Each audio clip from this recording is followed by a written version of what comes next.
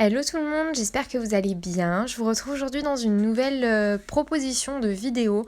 Donc n'hésitez pas à me dire en commentaire si c'est le genre de vidéo qui vous plaît. Donc on va faire aujourd'hui du hard journal. Pendant le confinement, j'ai fait une page de hard journal tous les jours pendant tout le confinement et au final je me suis retrouvée à la fin du confinement un peu coincée avec cette idée de vouloir faire du hard journal et de pas savoir par où reprendre, par où commencer. J'étais un peu hésitante, donc j'ai laissé l'idée de côté et là je sais pas, j'avais envie de pouvoir m'exprimer, de pouvoir me relancer un peu là-dedans. Donc j'ai sorti mon hard journal que je n'avais pas que j'avais mis de côté et j'ai décidé de m'y remettre. Voilà, donc là je suis en train de préparer le matériel à l'écran et je vais du coup vous expliquer en voix off tout ce que j'ai fait durant cette session de hard journal. J'espère que ça vous plaira comme vidéo. N'hésitez pas du coup, comme je vous l'ai dit, à me mettre un commentaire pour me dire si c'est des vidéos qui vous intéressent ou pas. Donc là, dans un premier temps, j'ai pris un pochoir, le pochoir de Scrap Didi de la box du mois de juillet. Mais finalement, j'ai réfléchi. Après, je me suis dit que j'allais d'abord coloriser le fond de ma page. Donc j'ai pris un pad d'encre en teinte miel avec un petit embout mousse comme ça pour venir coloriser la totalité de ma page. Au début j'ai fait ça avec mon embout mousse sec et après je me suis rendu compte que j'aurais dû utiliser dès le début de l'eau sur mon embout. Donc là je colorise toute la page.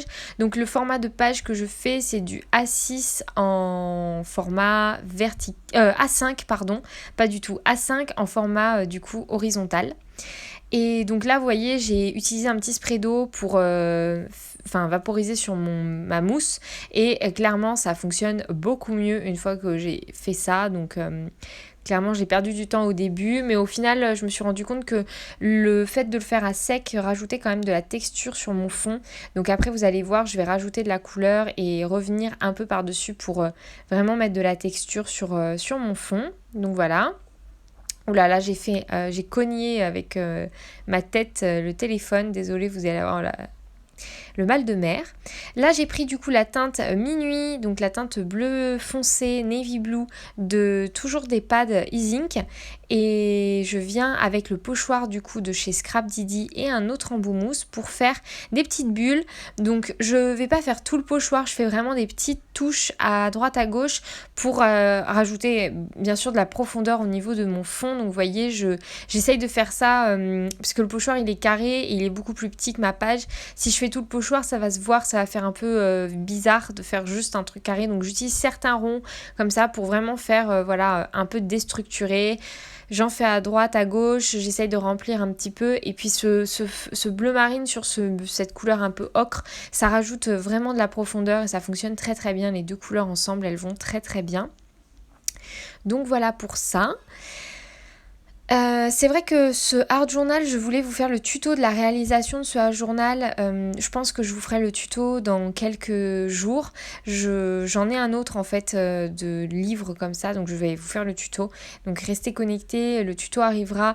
Il sera peut-être même en ligne avant que je publie cette vidéo. Je sais pas trop si j'aurai le temps de le faire ou pas. Si j'ai le temps, je vous publierai évidemment d'abord la réalisation du livre avant de vous faire la réalisation du premier tuto de hard journal. Donc à voir, restez connectés. Là je vais faire du coup le tampon de cette jolie fleur dans son triangle de chez Scrap Didi aussi, de la box du mois de juillet. Et j'utilise pour ça mon encre Stazone parce que mon fond n'est pas encore tout à fait sec. Donc je préfère utiliser la Stazone qui est très très bien pour ça. Et là je viens prendre un gelato rose. Je viens vaporiser de l'eau sur ma plaque acrylique sur laquelle j'ai posé mon gelato, un pinceau et je vais venir tout simplement coloriser ma page, ma fleur. Et après, vous allez voir, je vais utiliser aussi un gelato vert pour faire les feuillages et pour vraiment réaliser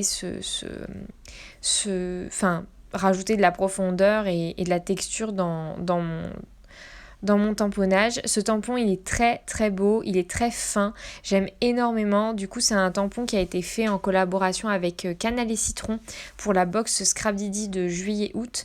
Et vraiment, cette box, elle est magnifique. Là, j'ai vraiment essayé d'utiliser un maximum de leurs produits, enfin de leur design. Donc entre le tampon et vous allez voir le pochoir et vous allez voir après, je vais utiliser un tampon de Sentiment de la même box. Et j'aime énormément ce qu'ils ont fait ce mois-ci. C'est très très joli, très féminin, très fin, et franchement ça c'est vraiment vraiment super beau. Là je prends du coup un autre gelato en teinte vert, pareil j'en mets sur mon acrylique, je viens vaporiser de l'eau et ensuite avec mon petit pinceau je vais venir coloriser les feuilles. Ça se voit très très peu au final parce que la couleur verte est très rapprochée de la couleur ocre, donc on le voit peu, mais quand même ça rajoute un tout petit peu une teinte un petit peu différente, un petit peu plus peps, et du coup ça rajoute voilà un peu de profondeur sur le tamponnage et je trouvais que c'était intéressant. Donc j'ai continué, j'ai rajouté les petites pointes de couleur. Bon, je l'ai pas fait sur les ronds bleus parce qu'au final c'était sûr que ça n'allait pas se voir. Une fois que j'ai fini ça, je vais venir tamponner du coup mon petit Sentiment. Pardon, décidément, j'ai encore cogné la caméra. Donc c'est un petit Sentiment pareil de la box du mois de juillet de Scrap Didi. Et donc là, la première page est quasiment terminée. Dernière étape, je vais venir utiliser des petites... de la peinture 3D de chez Action, donc en teinte un peu jaune irisé comme ça, pour faire des petits points sur les contours de mon... Voilà, 3 petits points comme ça sur mon triangle, autour de mon triangle, et j'en rajoute un petit en bas pour ajouter un petit peu plus de volume. Je trouvais qu'il manquait quelque chose et là je trouve qu'avec ça finit bien le projet. Donc voilà, cette première page est terminée. J'espère en tout cas que c'est une vidéo qui vous aura plu. Là j'étais en train de commencer à faire une deuxième page mais finalement elle est ratée, donc... je vous la montrerai une autre fois.